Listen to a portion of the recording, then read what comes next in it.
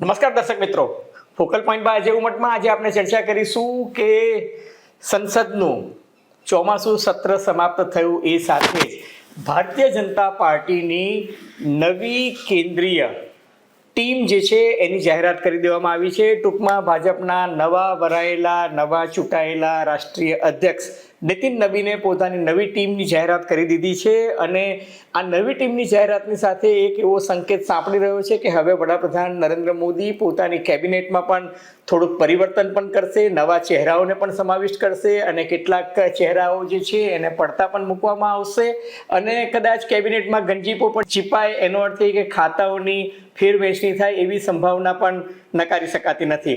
તો નીતિન નબીનની જે નવી ટીમ જે બની છે એ ટીમમાં તમે જુઓ તો સૌથી મહત્વના જે બદલાવ તમને જોવા મળે છે એ તો નવા ચહેરા તરીકે સ્મૃતિ ઈરાની કે જે છેલ્લા કેટલાક વર્ષોથી થોડાક સાઇડલાઇન થઈ ગયા હોય એવું લાગતું હતું, એ સ્મૃતિ ઈરાની નવેસરથી ફરી એકવાર મહામંત્રી તરીકેની પોસ્ટ પર આવ્યા છે અને એમને ઉત્તર પ્રદેશના પ્રભારી બનાવાય એવી સંભાવના દેખાઈ રહી છે. એનો અર્થ એ કે ઉત્તર પ્રદેશમાં યોગી આદિત્યનાથની સરકાર જે ટૂંક સમયમાં વિધાનસભાની ચૂંટણી 6 મહિના પછી ત્યાં યોજાવાની છે, એનો અર્થ એ કે સ્મૃતિ ઈરાનીને ત્યાં મહત્વની જવાબદારી સોંપાય એવી સંભાવના છે. કારણ કે રાહુલ ગાંધી સામે અમેઠીમાંથી ચૂંટણી હારી ગયા બાદ એ થોડાક નિષ્ક્રિય થઈ ગયા હતા અને ત્યારબાદ સંગઠનમાં કે સરકારમાં એમને કોઈ મહત્વની જવાબદારી સોંપાઈ નહોતી, એમને રાજ્યસભાની ટર્મ પણ અપાઈ નહોતી. એટલે એ દ્રષ્ટિએ એવું લાગતું હતું કે સ્મૃતિ ઈરાની થોડાક સાઇડલાઇન થઈ ગયા છે, પરંતુ એમને એક નવી ભૂમિકા આપવામાં આવી છે. એ સાથે જ તમે જુઓ તો રામ માધવ કે જે એક જમાનામાં ભારતીય જનતા પાર્ટીમાં સંગઠનમાં આરએસએસમાં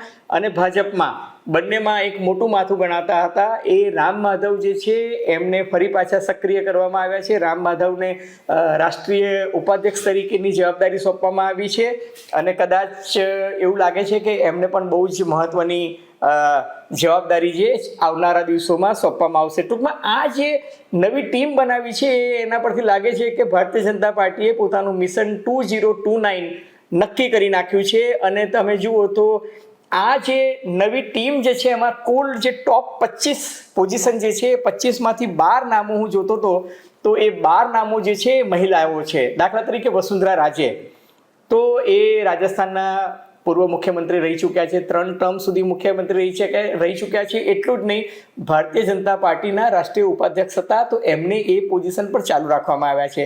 પછી સ્મૃતિ ઈરાની, પછી રેખા વર્મા ઉત્તર પ્રદેશના છે તે, પછી આંધ્રપ્રદેશના પુરંદેશ્વરી, પછી ગુજરાતમાંથી વર્ષાબેન, પછી તમે જુઓ તો ભારતીબેન પવાર મહારાષ્ટ્રમાંથી, પછી મધુચંદ્ર કાર પશ્ચિમ બંગાળમાંથી, કવિતા પાટીદાર શ્રીમતી ભૌમિક નાગાલેન્ડમાંથી, સંગીતા યાદવ, પ્રીતિ ગાંધી, રૂપકુમારી ચૌધરી, એટલે લગભગ 12 જેટલી મહિલાઓ જે છે એ ટોપ 25માં સમાવિષ્ટ કરવામાં આવી છે. એનો અર્થ એ કે મહિલાઓનું પ્રતિનિધિત્વ ખાસું કરવામાં આવ્યું છે. બીજું કે મહામંત્રીની ઉંમર જે છે એ તમે જુઓ તો અગાઉ ઉંમર સરેરાશ 62 વર્ષની હતી, એ ઘટાડીને લગભગ 56 વર્ષની થઈ. એનો અર્થ એ કે મહામંત્રીની જે પોઝિશન છે એમાં બધા ઘણા નવા ચહેરાઓને તો સ્થાન આપવામાં આવ્યું છે, પણ એવરેજ એજ તમે જુઓ તો ઘટી છે. અલબત્ત ઉપાધ્યક્ષમાં જોવા જઉં છું તો લગભગ 64-63 કંઈ બહુ જાજો ફરક જોવા મળતો નથી. અલબત્ત ગુજરાતમાં તો પેલું કહે છે ને કે ભૂવો ધૂને તો નાળિયેર ઘર બની નાખે, ગુજરાતનું તો મહત્વનું યોગદાન આ નવી ટીમમાં જોવા મળી રહ્યું છે. દાખલા તરીકે વર્ષાબેન દોશી આપણા સુરેન્દ્રનગરમાં ધારાસભ્ય રહી ચૂક્યા છે. CR પાટીલની ટીમમાં એ ગુજરાતમાં પ્રદેશ ઉપાધ્યક્ષ પણ હતા. આણંદ જિલ્લાની આણંદ લોકસભાની જવાબદારી એમના માથે હતી, શિક્ષણ શાસ્ત્રી હતા છે. એમને રાષ્ટ્રીય ઉપાધ્યક્ષ પદની જવાબદારી સોંપવામાં આવી છે. એટલે ગુજરાત માટે જોવા જઈએ તો વર્ષાબેન દોશી એક મજબૂત નામ છે જેમને રાષ્ટ્રીય સ્તરે પ્રતિનિધિત્વ મળ્યું છે. હેમાંગ જોશી આપણા વડોદરાના યુવા સાંસદ કે જે પ્રદેશ યુવા મોરચાના અધ્યક્ષ પણ હતા, એમને રાષ્ટ્રીય સ્તરે યુવા મોરચાની જવાબદારી મળી છે. તો રોહન ગુપ્તા કે જે અગાઉ કોંગ્રેસ પાર્ટીમાં હતા પરંતુ છેલ્લા થોડા સમયથી લોકસભાની ચૂંટણી પછી ભારતીય જનતા પાર્ટીમાં આવ્યા હતા અને હરિયાણાની ચૂંટણીમાં એમની ખાસી મહત્વની ભૂમિકા પણ રહી હતી, એ રોહન ગુપ્તાને અને જગદીશ પટેલ પહેલાં અમદાવાદ શહેર ભાજપના પ્રમુખ પણ હતા અને ધારાસભ્ય પદે પણ હતા અને વડાપ્રધાન નરેન્દ્ર મોદીની જે વારાણસીની બેઠક છે એમાં એમની એક જવાબદારી વાલી તરીકે સોંપવામાં આવી છે. એટલે ત્યાં પણ એ નિયમિતપણે જાય છે. ટૂંકમાં ગુજરાતમાંથી 2 રાષ્ટ્રીય સ્તરના મંત્રી લેવામાં આવ્યા છે. અલબત્ત ગુજરાતનું પલ્લું તો એસએચ ઓલ્સો ભારે છે, કારણ કે નરેન્દ્ર મોદી તો ગુજરાતના છે જ. અલબત્ત એ ઉત્તર પ્રદેશના કોટામાંથી, વારાણસીમાંથી ચૂંટાય છે, પરંતુ અમિતભાઈ તમે જુઓ, CR પાટીલ જુઓ, મનસુખ માંડવિયા જુઓ, આ 3 કેન્દ્રીય મંત્રીઓ લોકસભામાંથી ચૂંટાયેલા છે. અને એ ઉપરાંત JP નડ્ડા અને S જયશંકર એ રાજ્યસભામાંથી ચૂંટાયા છે. એટલે 5 તો કેબિનેટ કક્ષાના મજબૂત મંત્રીઓ ગુજરાતમાંથી છે. અને ભાવનગરના નીબુબેન ભાભણિયા, એટલે ગુજરાતનું મજબૂત પ્રતિનિધિત્વ કેન્દ્રમાં, સંગઠનમાં પણ છે અને સરકારમાં પણ છે. હવે આપણે વાત કરીએ કેટેગરી વાઇઝ, તો વાઇસ પ્રેસિડેન્ટ એટલે કે ઉપાધ્યક્ષની પોઝિશનમાં જોઈએ તો 4 મહાનુભાવોને એઝ ઇટ ઇઝ રાખવામાં આવ્યા છે. દાખલા તરીકે વસુંધરા રાજે, બૈજયંતી જય પાંડા, રેખા વર્મા અને તારિક મનસૂર, આ 4 વ્યક્તિઓને એઝ ઇટ ઇઝ ઉપાધ્યક્ષ પદે રાખવામાં આવ્યા છે. અને સામે જે નવા ચહેરા આવ્યા ગુજરાતમાંથી, વર્ષાબેન છે, પછી તીર્થસિંહ રાવત છે, ઉત્તરાખંડમાંથી છે, ડી પુરંદેશ્વરી આંધ્રપ્રદેશના છે, બહુ પ્રતિભાશાળી મહિલા છે, લાલસિંહ છે, લાલસિંહ આર્ય જે છે એ, પછી રામ માધવ, મેં તમને અગાઉ કહ્યું તેમ બહુ જ મહત્વનું પોઝિશન છે, પછી ભારતીબેન પવાર એ મહારાષ્ટ્રના છે, મનપ્રીતસિંહ બાદલ એ બાદલ પરિવારમાંથી પંજાબમાંથી આવે છે, મધુચંદ્ર કર એ કાર એ પશ્ચિમ બંગાળના છે, તો નાગરાજન જે છે એ તામિલનાડુના છે. એટલે આટલા લોકો નવા ચહેરા છે, પરંતુ મહત્વની વાત છે કે કયા વ્યક્તિઓને પડતા મુકાયા. તો કયા વ્યક્તિઓને, દાખલા તરીકે ડૉક્ટર રમણસિંહ જે છત્તીસગઢના એક જમાનાના મુખ્યમંત્રી હતા, એ ડૉક્ટર રમણસિંહ ઉપાધ્યક્ષ પદે હતા ગઈ સંગઠનની ટીમમાં, એમને પડતા મૂકવામાં આવ્યા.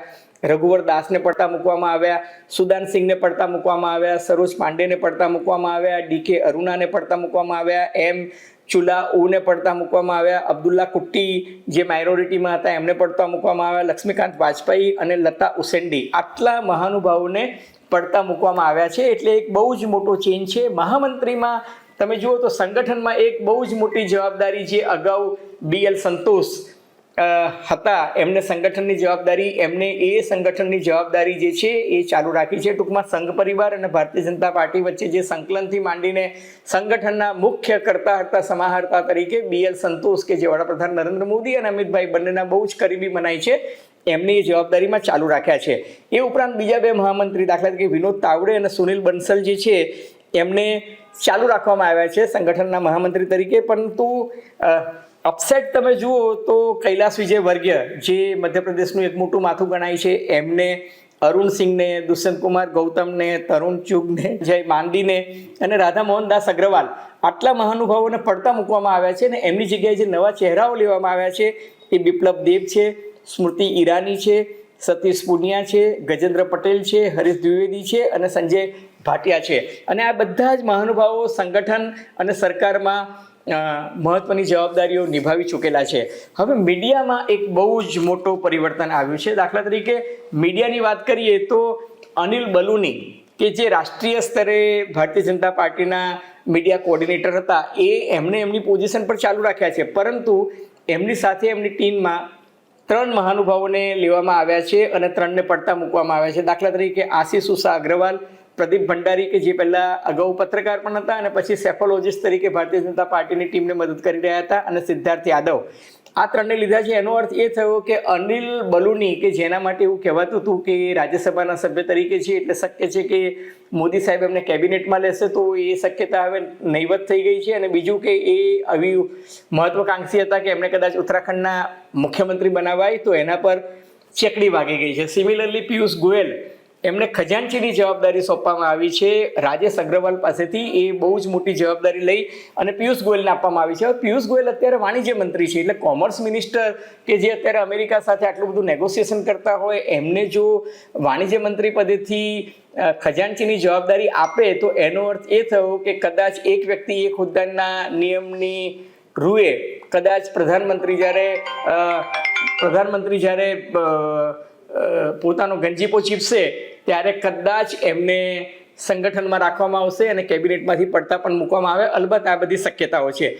સોશિયલ મીડિયામાં સૌથી મોટો ચેન્જ જોવા મળે છે, અને એ ચેન્જ એવો છે કે અમિત માલવિયા, કે જે 2015થી 2026 સુધી ભારતીય જનતા પાર્ટીનો એક ચહેરો ગણાતા હતા, અને અમિત માલવિયા એટલે ભાજપનું આખું IT ટીમ જે છે એના નેરેટિવ સેટ કરતા હતા, એ અમિત માલવિયાને એકાએક પડતા મૂકવામાં આવ્યા છે અને એની જગ્યાએ દીપક મહસ્કે કે જે છત્તીસગઢના મિનિસ્ટર ઓફ સ્ટેટ છે, રાજ્યકક્ષાના મંત્રી છે, 58 વર્ષીય છે, પરંતુ સોશિયલ મીડિયામાં નેરેટિવ સેટ કરવામાં એ કાબિલ વ્યક્તિ ગણાય છે. પોતે કેમિસ્ટ્રીના પ્રોફેસર રહી ચૂક્યા છે અને ભારતીય જનતા પાર્ટીના બેકરૂમ બોય તરીકે અથવા પ્રવક્તા તરીકે પણ જવાબદારી નિભાવી ચૂક્યા છે. એટલે અમિત માલવિયાની જગ્યાએ જે દીપક મહસ્કેને જે જવાબદારી સોંપી છે એટલું જ નહીં, એમની ટીમમાં 4 બીજા નવા જે લોકો લીધા, એનો અર્થ એ કે અમિત માલવિયાની ટીમ જે છે એને બિલકુલ સાઇડલાઇન કરી નાખી છે. એની જગ્યાએ પ્રીતિ ગાંધી, આલોક ભટ્ટ, અરુણ યાદવ અને શિવાનંદ દ્વિવેદી.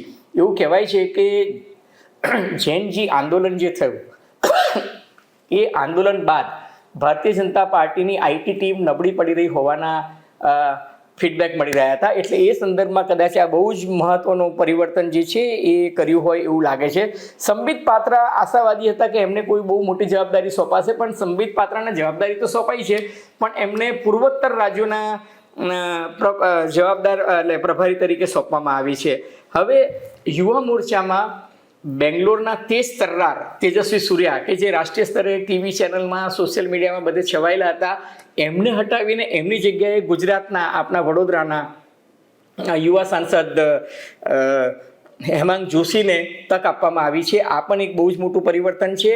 અલબત્ત તમે જુઓ તો મોરચામાં તમામ જગ્યાએ પરિવર્તન થયા છે. દાખલા તરીકે મહિલા મોરચામાં રૂપકુમારી ચૌધરી નવો ચહેરો છે, ઓબીસીમાં અમરપાલ મૌર્ય, કિસાન મોરચામાં બંસીલાલ ગુર્જર, શિડ્યુલ કાસ્ટમાં મનનલાલ રાવત, લઘુમતીમાં કુંવર બાસિત અલી, આ બધા ચહેરા જે છે એ નવા છે, એમાં કોઈ જ બહેમત નથી.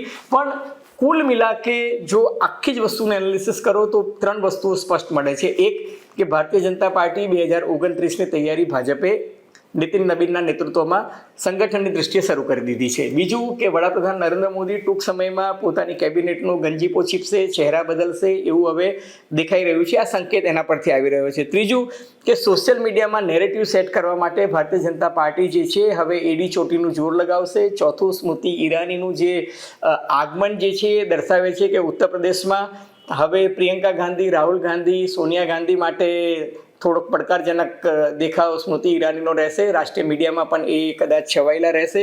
એટલું જ નહીં, જે રીતે રામ માધવને લાવવામાં આવ્યા છે એનો અર્થ એ કે રામ માધવ મૂળ આરએસએસના બહુ જ જબરજસ્ત વિશ્વાસુ વ્યક્તિ હતા. એનો અર્થ એ કે એમનો પણ ઉપયોગ સંગઠનમાં કરવા માંગે છે.